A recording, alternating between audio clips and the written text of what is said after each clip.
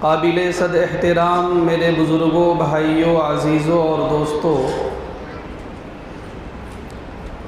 عربی مہینے کے اعتبار سے یہ شعبان کا مہینہ ہے۔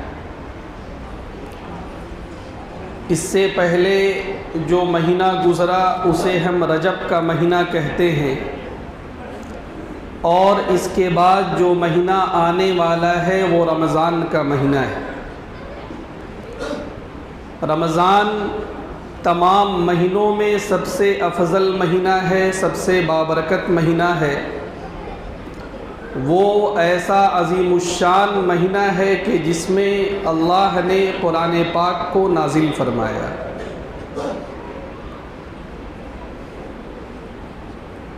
شعبان اور رجب یہ رمضان کی سیڑھیاں ہیں، یہ رمضان کا مقدمہ ہے۔ سچی بات یہ ہے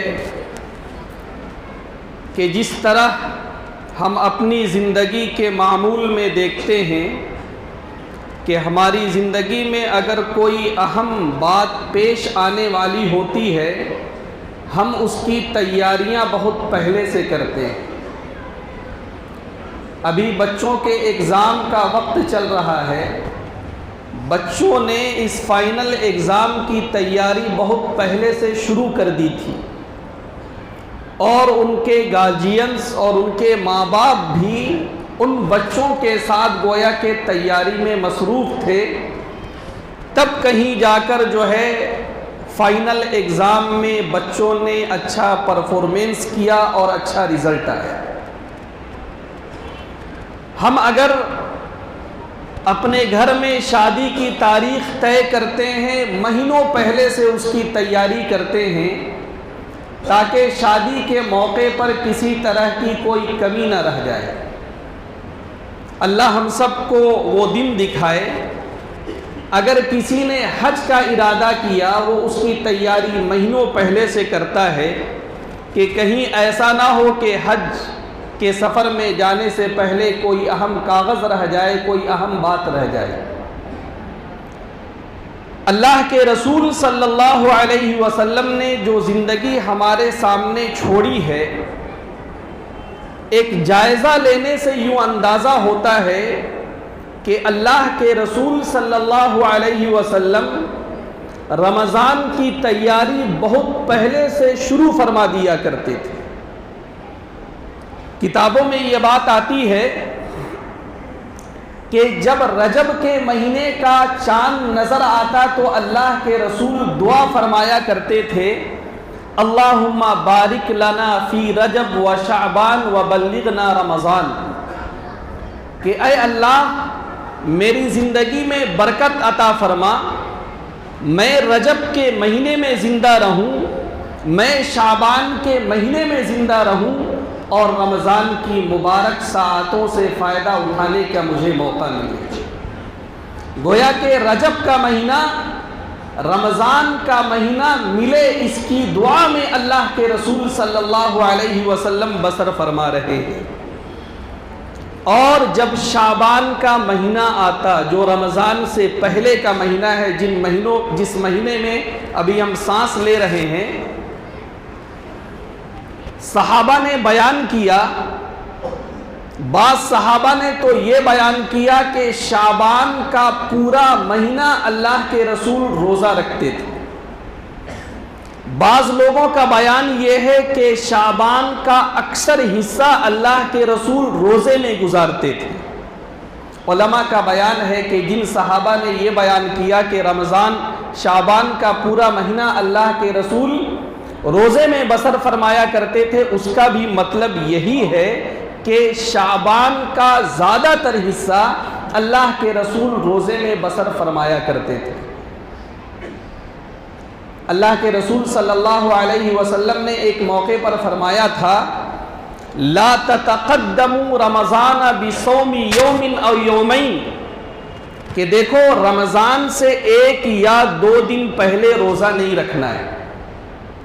اسی لیے علماء کا بیان یہ ہے کہ اگر کسی کو شعبان کے مہینے میں روزے کا اہتمام کرنا ہو تو شعبان کی پہلی تاریخ سے 27ویں تاریخ تک وہ روزے کا اہتمام کرے، 28، 29، 30 کو روزہ نہ رکھے۔ کیوں؟ کیونکہ رمضان کا فرض روزہ آنے والا ہے، اس فرض روزے کے لیے وہ اپنے جسم کو، اپنے ذہن کو ہر اعتبار سے تیار رکھے، ایسا نہ ہو کہ نفل روزے کی وجہ سے فرض روزے میں کوئی کمی آ جائے۔ اس لیے وہ اپنی ہیلتھ کی فکر پہلے سے کرے، اپنے آپ کو رمضان کے لیے پہلے سے تیار رکھے۔ صحابہ کا بیان یہ بھی ہے کہ شعبان کا جو مہینہ ہوتا تھا، روزے کا معاملہ آپ نے سنا، اللہ کے رسول کی راتیں بھی زیادہ تر عبادت میں گزرا کرتی تھی۔ یہ سب کیوں ہوتا تھا؟ تاکہ رمضان کا مہینہ جب آئے تو اس کے ایک ایک لمحے سے فائدہ اٹھایا جائے۔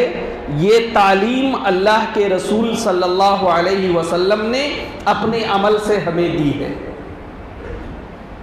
آج کی جو شب ہے، جسے ہم شب براءت کہتے ہیں، امت میں اس مسئلے میں بڑا انتشار ہے۔ بعض لوگ سوال بھی کرتے ہیں کہ مولانا اس مسئلے میں کیا ہے معتدل بات، اس کی وضاحت فرمائیں۔ کوئی یہ کہتا ہے کہ صاحب اس کی کوئی حقیقت نہیں ہے، اور کوئی یہ کہتا ہے کہ اس کی بہت زیادہ حقیقت ہے۔ سیدھے سادے لفظوں میں اگر یاد رکھنا ہو تو یہ بات یاد رکھیں کہ یہ کہنا کہ شب برات کی کوئی حقیقت نہیں ہے، یہ بھی غلط ہے، اور یہ کہنا کہ اس رات کی بہت زیادہ فضیلت ہے، بعض لوگ اس کی فضیلت اس طرح بیان کرتے ہیں گویا کہ اس کی اہمیت شب قدر سے بھی زیادہ ہے، غلط ہے۔ شب قدر جو کہ رمضان کے مہینے میں آتا ہے، راتوں میں سب سے افضل رات وہی ہے۔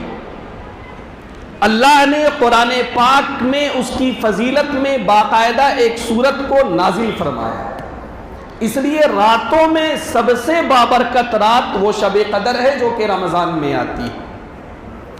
یہ جو شب برات ہے اس کی بھی اہمیت ہے۔ علماء کا بیان ہے کہ تقریباً 17 صحابہ کرام انہوں نے شب برات کی فضیلت کے تعلق سے روایت کو بیان کیا ہے۔ اس لیے یہ بات بھی غلط ہے کہ یہ کہا جائے کہ اس رات کی کوئی حقیقت نہیں ہے، نہیں، صحابہ نے اس کو بیان کیا ہے، ہمارے بزرگوں کا معمول ہے، اس لیے اس رات کو بھی ہمیں عبادت میں گزارنا چاہیے۔ میں نے اسی جمعہ کو بیان میں عرض کیا تھا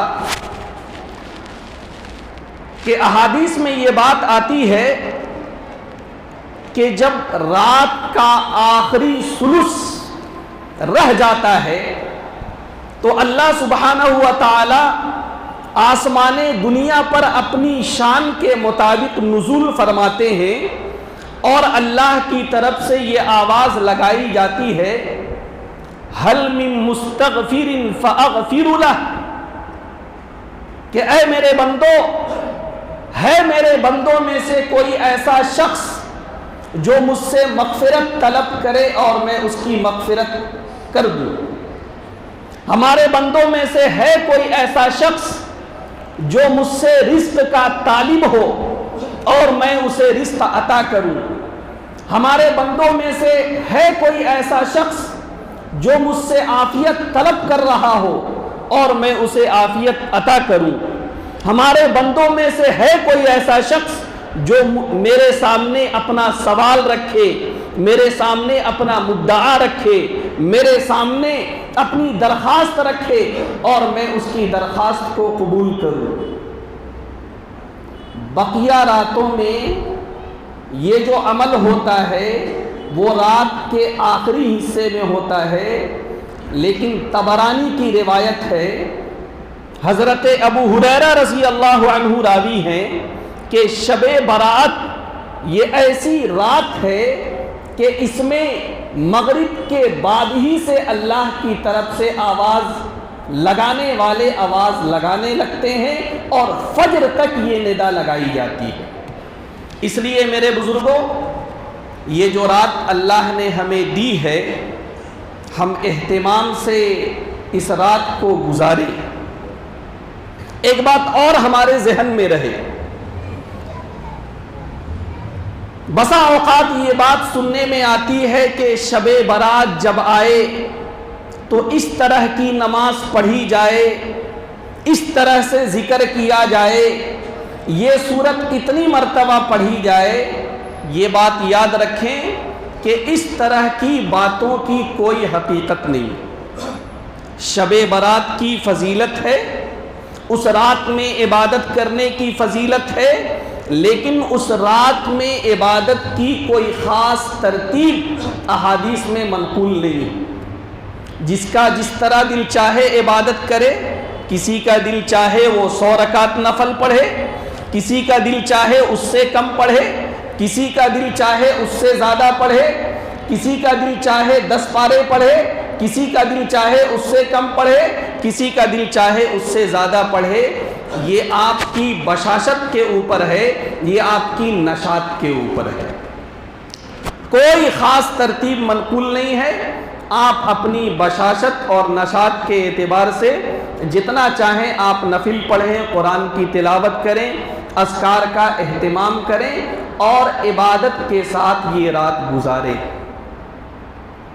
بعض علماء نے بڑی اچھی بات کہی کہ بسا اوقات ان موقعوں پر ہم ان باتوں کو بہت زیادہ مضبوطی کے ساتھ پکڑ لیتے ہیں جن کی بہت زیادہ کوئی حقیقت نہیں۔ آج کی رات میں فلاں طرح کا کھانا بنایا جائے، آج کی رات میں فلاں طرح کا پکوان بنایا جائے، آج کی رات میں فلاں طرح کا ڈش تیار کیا جائے۔ آپ جو ڈش چاہیں کھائیں، کلوا واشربوا ولا تسرفوا، اللہ کی نعمتوں میں سے جو آپ کھانا چاہیں کھائیں، لیکن یہ سمجھ کر نہیں کہ آج کے دن میں فلاں ڈش بنانے کا حکم اللہ کے رسول یا صحابہ نے دیا ہے، ایسی کوئی بات نہیں۔ آپ روزانہ جو ڈش بنا کر کھاتے ہیں وہ کھائیں، اور اگر کوئی اہتمام کرنا ہو تو اپنے طور پر اہتمام کریں، شب برات کی وجہ سے اہتمام نہ کریں۔ آج کی رات میں ہمارا معمول یہ ہوتا ہے کہ ہم رات کے ایک حصے میں قبرستان بھی جاتے ہیں، جائیں۔ اللہ کے رسول سے ثابت ہے، اللہ کے رسول نے زندگی میں ایک مرتبہ شب برات کے موقع پر یہ کیا کہ آپ عبادت میں مشغول تھے۔ حضرت عائشہ فرماتی ہیں کہ میری آنکھ لگ گئی، اس کے بعد جو ہے تھوڑی دیر کے بعد میری آنکھ کھلی، میں نے اللہ کے رسول کو دیکھا کہ وہ کمرے میں موجود نہیں۔ اس کے بعد میں بقیع کی طرف گئی تو میں نے دیکھا کہ اللہ کے رسول جو ہے قبرستان کے پاس دعا فرما رہے ہیں۔ اللہ کے رسول سے یہ بھی ثابت ہے، لیکن یہ بات یاد رکھیں کہ اللہ کے رسول نے یہ عمل زندگی میں ایک مرتبہ کیا ہے۔ علماء یہاں پر موجود ہیں، اللہ کے رسول نے زندگی میں یہ عمل ایک مرتبہ کیا ہے۔ شب برات کی فضیلت یقیناً ثابت، رات میں قبرستان جانے کی بات بھی اللہ کے رسول سے ثابت، لیکن اس کو اللہ کے رسول نے ایک مرتبہ کیا، اور ہم اس کے لیے کتنا اہتمام کرتے ہیں وہ ہم جانتے ہیں۔ صبح سے تیاری ہو رہی ہوتی ہے، 2-4 دن پہلے سے تیاری ہو رہی ہوتی ہے کہ صاحب ہمیں یہ کرنا ہے، فلاں قبرستان میں جانا ہے، فلاں جگہ بھی حاضری دینی ہے۔ لیکن تھوڑا سا ہمیں اس موقع پر غور کرنا چاہیے کہ اللہ نے بہت سارے احکام قرآن پاک میں بار بار دیے۔ اللہ کا حکم ہے وَأَقِيمُوا الصَّلَاةَ، نماز قائم کرو۔ 100 سے زائد مرتبہ اللہ نے قرآن پاک میں نماز کے قائم کرنے کا حکم دیا، اللہ کے رسول کی بے شمار احادیث جس میں نماز کے اہتمام کی بات کی گئی. اللہ کے رسول صلی اللہ علیہ وسلم اس دنیا سے تشریف لے جا رہے ہیں, زبان سے الفاظ اچھی طرح ادا نہیں ہو رہے ہیں, لب مبارک ہل رہے ہیں, ایک صحابی کان لگاتے ہیں اور وہ یہ آواز سنتے ہیں, الصلاۃ الصلاۃ الصلاۃ وما ملکت ایمانکم, اے میری امت نماز کا اہتمام کرنا اور غلاموں کا خیال رکھنا. دل پر ہاتھ رکھ کر کہیے, جو کام اللہ کے رسول نے زندگی میں ایک مرتبہ کیا اس کے لیے اتنا اہتمام, لیکن جس کام کا اللہ کے رسول نے زندگی بھر حکم دیا, جس کام کا حکم اللہ نے قرآن پاک میں بے شمار موقعوں پر دیا, اس کے تعلق سے ہماری زندگی میں کیا اہتمام ہے؟ میرے بزرگوں, میں عام طور سے یہ بات عرض کیا کرتا ہوں کہ دیگر ادیان اور مذاہب کی طرح ہمارے دین اور مذہب کو رسم و رواج اور فارمیلٹی کا دین نہ سمجھا جائے کہ صاحب فلاں دن ہے گھنٹی بجا لیا جائے, فلاں دن ہے فلاں جگہ حاضری دے دی جائے, فلاں دن ہے تھوڑا سا کچھ اشارے کر لیے جائیں, باقی پوری زندگی میں ہم آزاد ہیں, ہم جیسا چاہیں کریں. ایسا نہیں ہے. ہم لوگوں نے جس دین کا اقرار کیا ہے وہ ایک مکمل نظام حیات ہے. وہ دین ہمیں صحیح عقیدہ بھی سکھاتا ہے, صحیح عقیدہ اپنانا ایمان کا تقاضا. وہ دین ہمیں صحیح عبادت کی تعلیم دیتا ہے, اس کو اپنانا ایمان کا تقاضا. وہ دین صحیح معاملات کی تعلیم دیتا ہے, اس کو اپنانا ایمان کا تقاضا. مکمل دین میں داخل ہونا یہ ایمان کا تقاضا. یا ایھا الذین آمنوا ادخلوا فی السلم کافہ, اے ایمان والو مکمل طور پر ایمان میں داخل ہو جانا.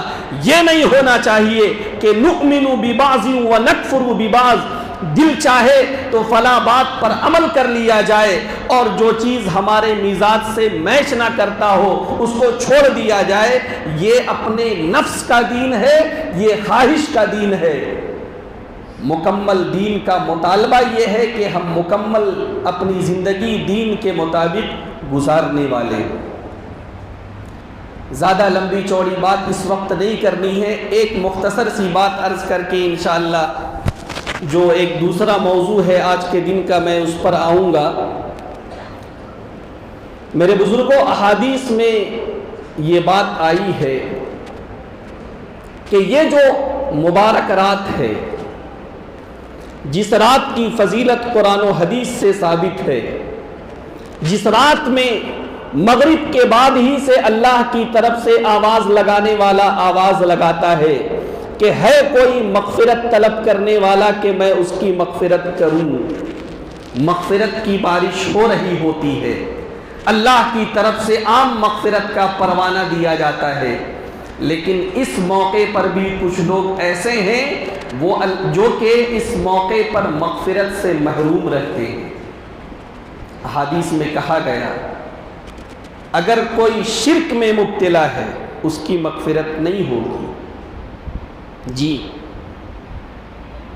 ہماری زندگی کا مالک اللہ, ہماری موت کا مالک اللہ, ہمارے رزق کا مالک اللہ. ہم اگر کوئی پریشانی میں ہیں اس پریشانی کو دور کرنے والا اللہ. ہمیں اگر اولاد نہیں ہو رہی ہے اولاد دینے والا اللہ. جی, ایسا نہ ہو کہ اللہ کسی آزمائش میں مبتلا کرے اور یہ جبین نیاز ادھر ادھر بھٹکنے لگے. نہیں, یہ مسلمان کی پیشانی ہے, یہ ایک ایمان والے کی پیشانی ہے. ایمان والے کی پیشانی اگر کہیں جھکتی ہے تو صرف اللہ کے سامنے. جی,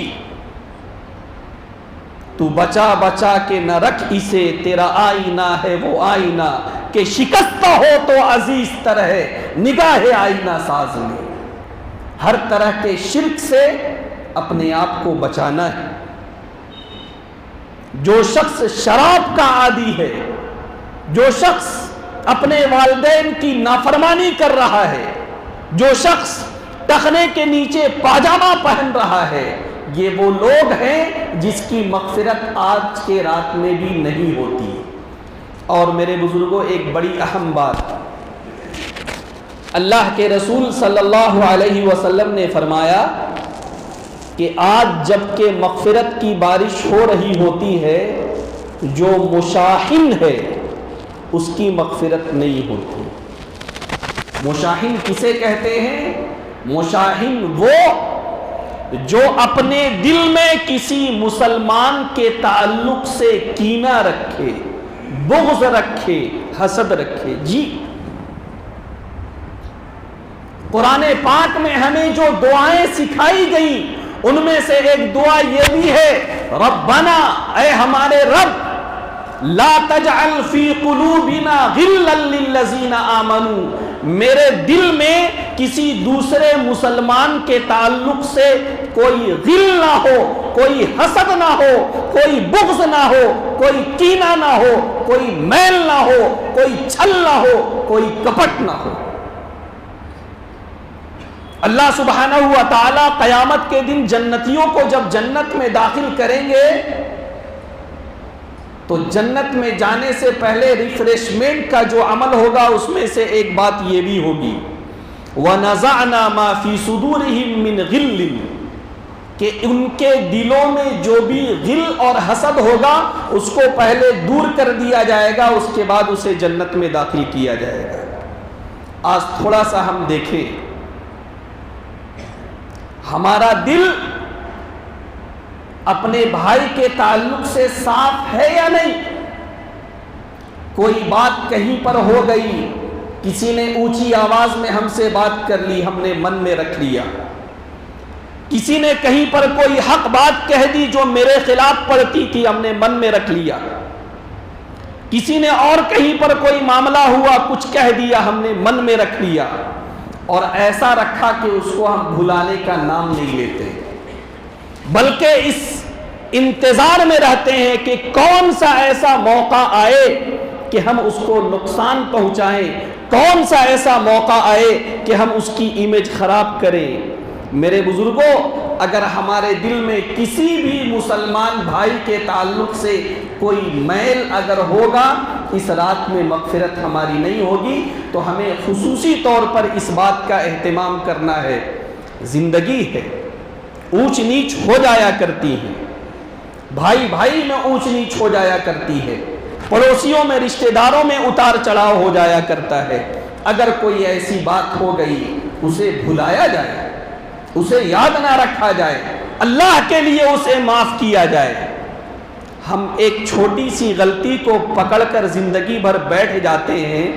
تھوڑا سا دل پر ہاتھ رکھ کر سوچیں کہ اگر ہماری ایک ایک غلطیوں کو اللہ پکڑنے لگے تو ہمارا کیا انجام ہوگا۔ اللہ نے قرآن پاک میں فرمایا، وَلَوْ يُؤَاخِذُ اللَّهُ النَّاسَ بِمَا ظَلَمُوا مَا تَرَكَ عَلَى ظَهْرِهَا مِن دَابَّةٍ وَلَكِن يُؤَخِّرُهُمْ إِلَى أَجَلٍ مُّسَمًّى، اگر انسانوں کا ظلم اور ان کی طرف سے کوتاہی پر اللہ کی طرف سے پکڑ ہونے لگے، زمین میں کوئی ایک کیڑا بھی نہ بچے۔ اللہ کی طرف سے عفو درگزر کا معاملہ جب ہمارے ساتھ ہو رہا ہے تو ہمیں بھی کوشش کرنا ہے کہ ہم بھی عفو درگزر سے کام لیتے ہوئے زندگی گزاریں، ایک پاکیزہ زندگی گزاریں، عبادت والی زندگی گزاریں، اخلاق والی زندگی گزاریں، تاکہ کل قیامت کے دن ہمیں اللہ کامیابیوں سے سرفراز کرے۔ اللہ سے دعا کریں کہ اللہ ہمیں ان باتوں پر عمل کی توفیق